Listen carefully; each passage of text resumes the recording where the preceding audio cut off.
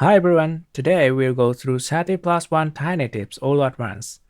Every single tip is very small, but together they make a big difference. And you can use all tips here without installing any add-ons. Alright, here we go. Pressing Z brings up the shading pie menu. You'll use this constantly.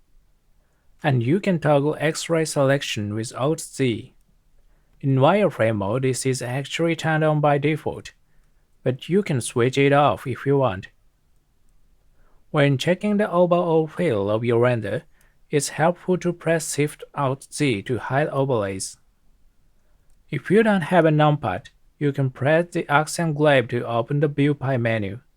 Even if you do have a numpad, it's actually nice because you don't have to take your hand off the mouse.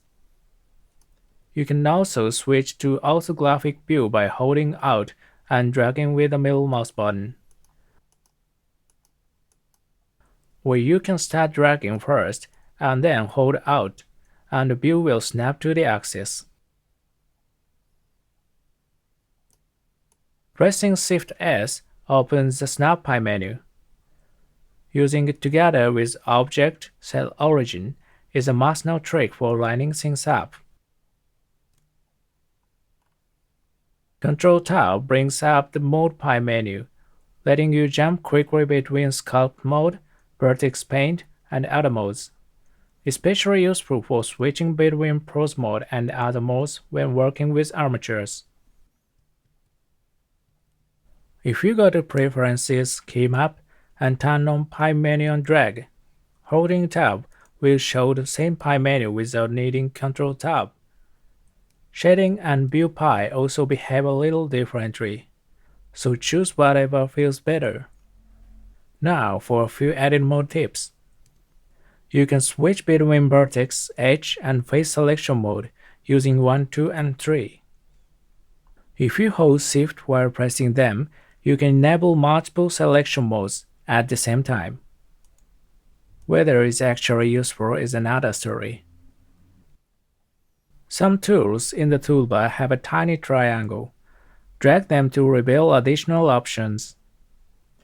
If you press Shift Space, the Active Tool menu pops up.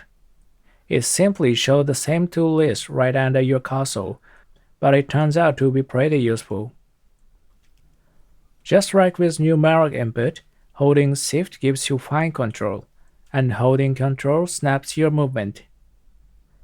After starting an operation like moving or extruding, you can also type numbers directly to enter values, much faster than doing it through the pop-up panel. If you normally press X, Y, and Z to constrain to an axis, you can also constrain movement simply by dragging with the middle mouse button. Bevel and Loop Cut let you adjust segment counts using the mouse wheel when you start them with Ctrl-V or Ctrl-R. For situations where you want to extrude repeatedly, hold Ctrl and click with the right mouse button. Blender even adjusts the angle automatically. If you press Ctrl-Alt-Q, you can switch to a quad view setup, which is extremely useful for modeling from reference images. Annotations come in handy as guidelines or quick notes. You might have seen blue lines appear and wondered how to remove them. They can be managed from the end panel under View. Now here are a few tips about areas. Move your mouse to the corner to reveal the plus icon. Dragging it will split the area, and you can join areas the same way. Hold Ctrl and drag the plus icon to swap two areas. Hold Shift and drag it to pop an area out into a separate window. Pressing Ctrl Space maximizes the area, which is especially useful when working with node editors. Press it again to return to previous layout. Home key is handy outside the 3D viewport as well, in the node editors, graph editor, and many others. Quick reframing everything. Zoom region with Shift-B is also handy in the graph and node editors. Now here are a few tips for working with nodes. Node editor actually has a hidden toolbar on the left. which you might need if you are using annotations. And the Shift Space Tool menu works here as well. Pressing M mutes the selected node.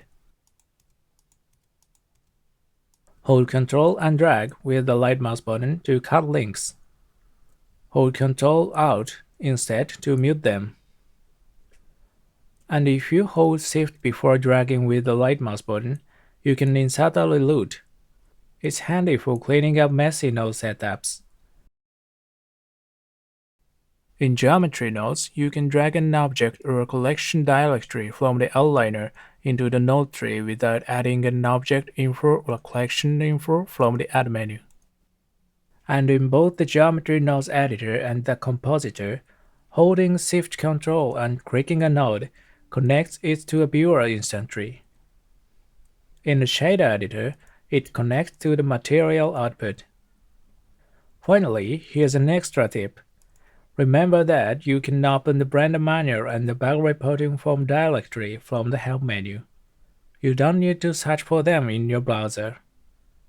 And that's it. Did you already know all of this? If you haven't seen Tiny Tips number 1 yet, be sure to check it out.